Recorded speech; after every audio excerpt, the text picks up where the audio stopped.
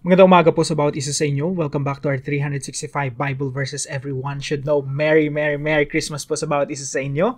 At gusto ko pong batiin lahat ng mga OFW worldwide.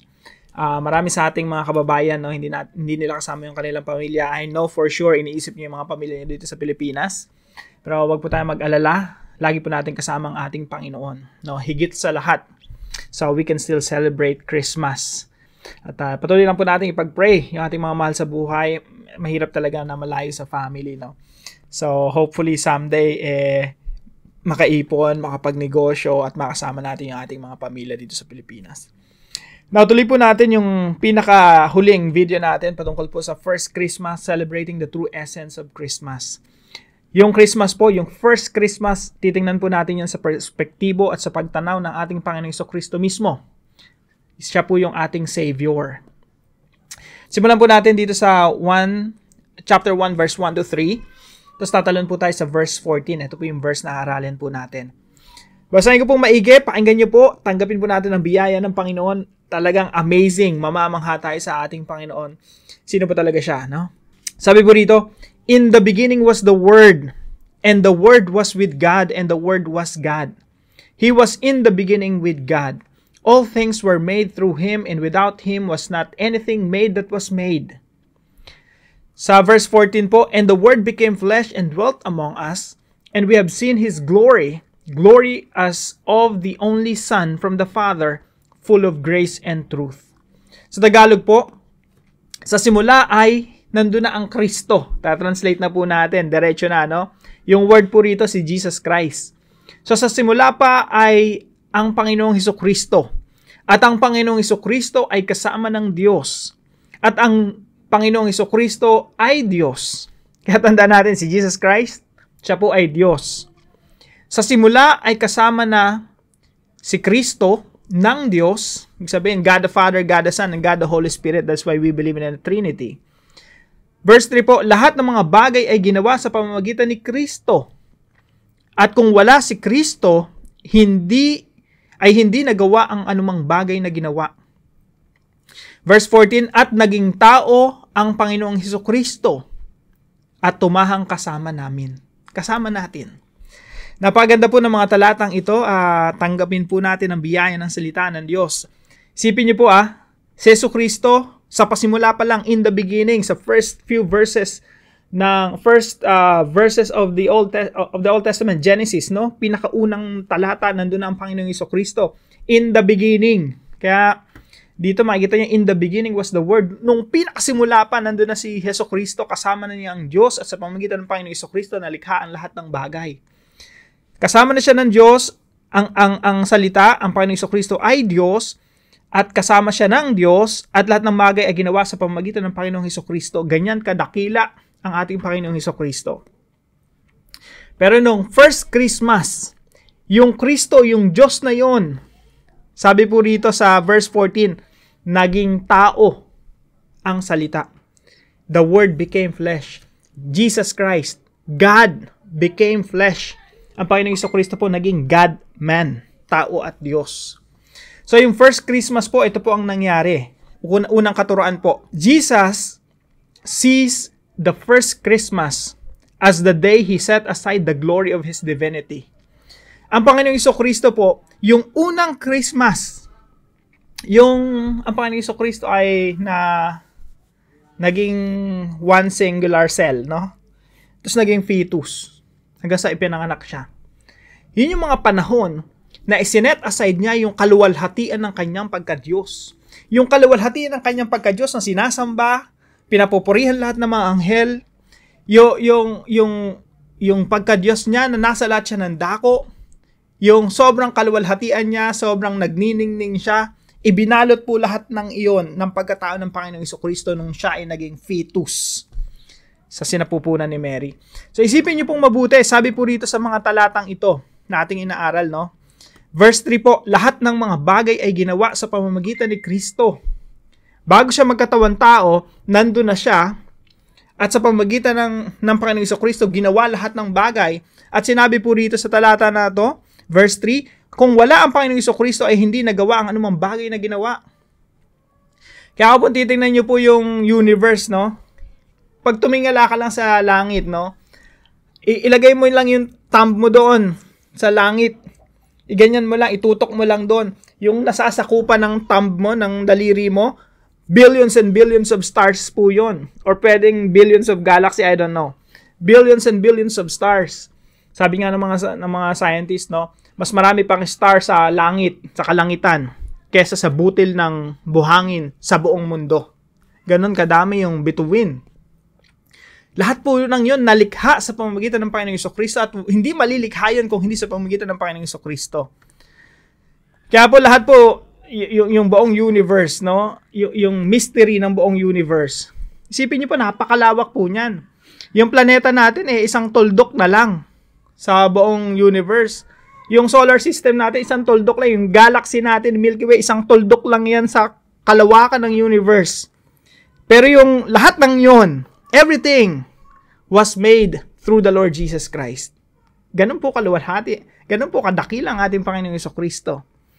Kaya yung Milky Way, siguro tuldok na lang yan sa creation yung Milky Way, billions and billions of stars ang buo sa Milky Way. At isa sa mga star doon, yung araw natin. Yung araw. Okay? At yung araw, kung ikukumpara mo sa planeta natin, talagang sobrang napakalit ng planeta natin. Pero yung Diyos po, pumasok sa planeta. Nakita niyo po itong planeta na ito? Pumasok siya rito sa planeta na ito. Nagatuldok na lang na lumulutang-lutang sa kawalan, no? Sa space. At pumunta siya rito sa Bethlehem. Sipin niyo pong mabuti. Bethlehem. At isa sa mga babae dyan na tinatawag na Mary, dun siya nagkatawang tao. Pumasok siya dun sa sinapupunan ng babae na yon. Mantakin niya po yan. Pumasok siya sa sinapupunan ng babae na yon at naging cell siya. One single cell, no? Hanggang sa naging fetus. Kagaya nito. Doon ako namamangha sa Panginoong Jesucristo. Sinet aside niya yung glory ng pagka-Diyos niya. The creator of all things, the agent of all creation. At pumasok siya sa sinapupunan ni Mary at naging fetus. Bakit po? He became flesh and dwelt among us. Para makasama natin, magkaroon tayo ng relasyon sa Diyos. Dahil hindi natin kilala yung Diyos, kailangan yung Diyos magkatawang tao at tayo mga tao ay magkaroon ng pagkakakilala sino ba talaga ang tunay na Diyos at magkaroon ng relationship sa Kanya upang tayo tawaging mga anak ng Diyos sa pamamagitan ng Panginoong Jesucristo. So Jesus sees the first Christmas as the day He set aside the glory of His divinity. Pangalawa po, Jesus sees the first Christmas as the day He became a servant.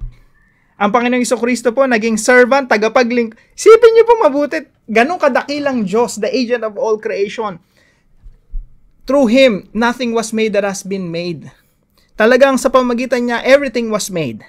And nothing was made that has been made. Walang malilikha kung hindi sa pamamagitan, walang galaxy kung hindi sa pamamagitan ng Panginoong Jesucristo, walang dagat, walang mga bundok, walang kahit anong bagay ang malilikha kung hindi sa pamamagitan ng Panginoong Jesucristo. Pero ang ginawa niya, pumasok siya dito sa mundo natin. At hindi nga boss hindi nga prinsipe na pinaglilingkuran Sabi sa Biblia, ang Panginoong Jesucristo na parito hindi para paglingkuran, kundi siya mismo ang maglilingkod, no? Jesus Christ was born to become a servant.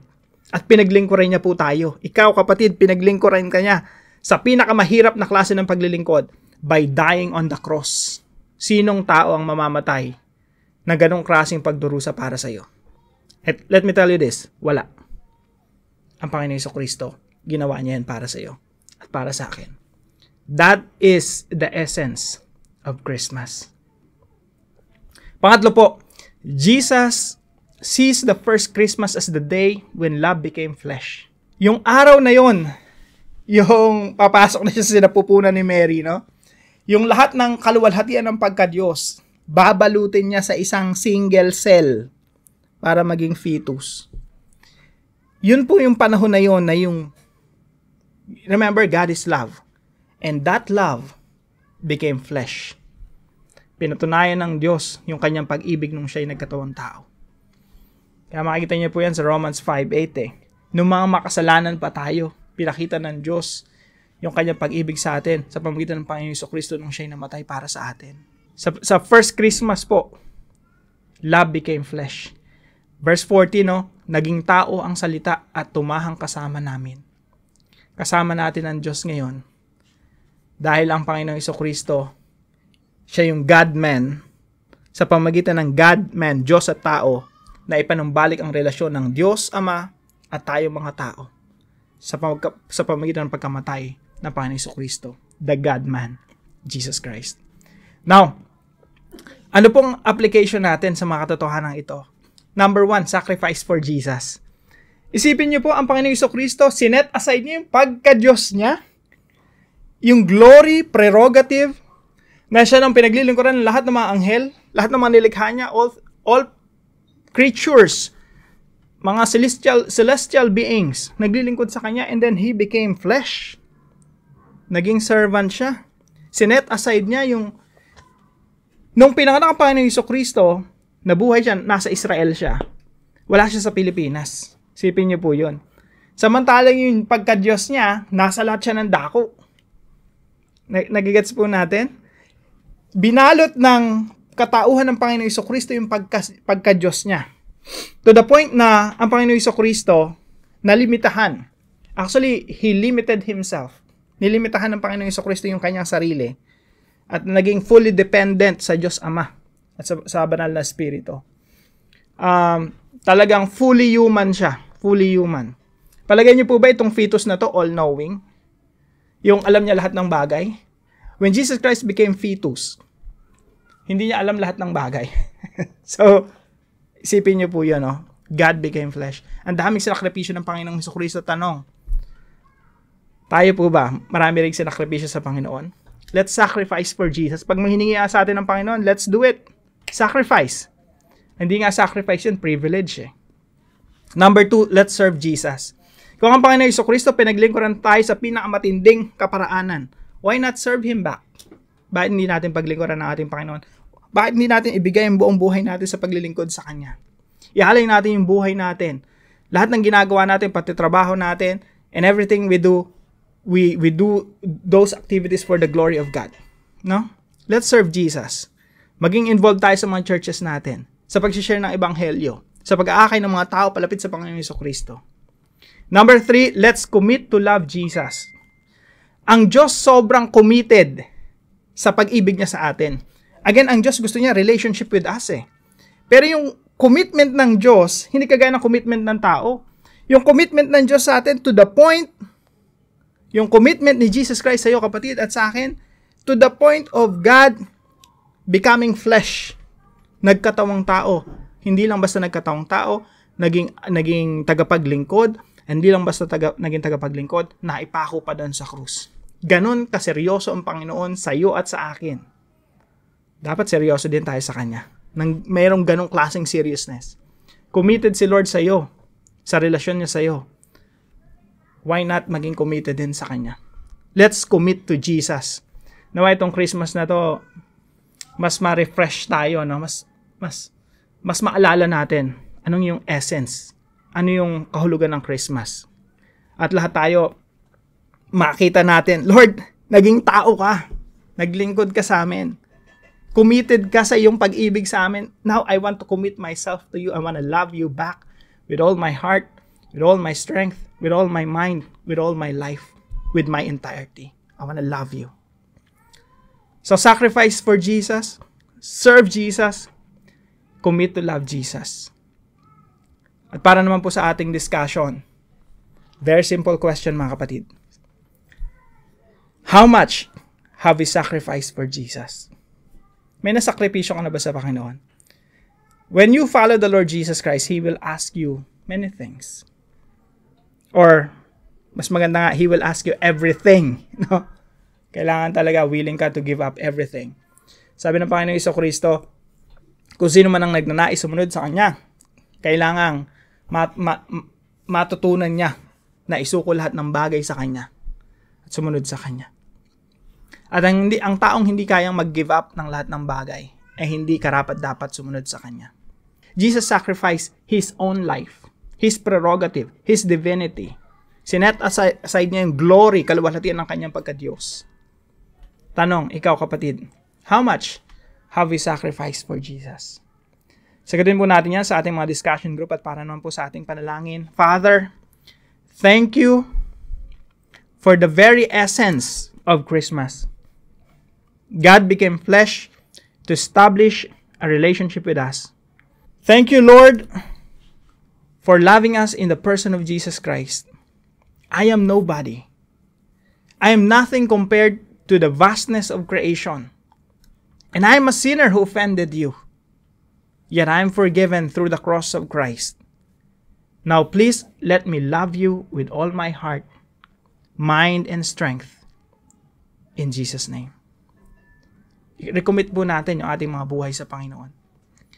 Salamat po sa katuwang natin sa devotion natin na ito. Si Brother Dennis, pagpalain ka ng Panginoon, at si Sister Elsie. God bless you po. Merry Christmas po sa inyo. At kung meron po ay natutunan sa devotion natin na ito, let us know in the comment section below. And please share this devotion to your family and friends. Pagpalain po kayo ng Panginoon. See you po tomorrow, 5 a.m. dito sa ating daily devotion.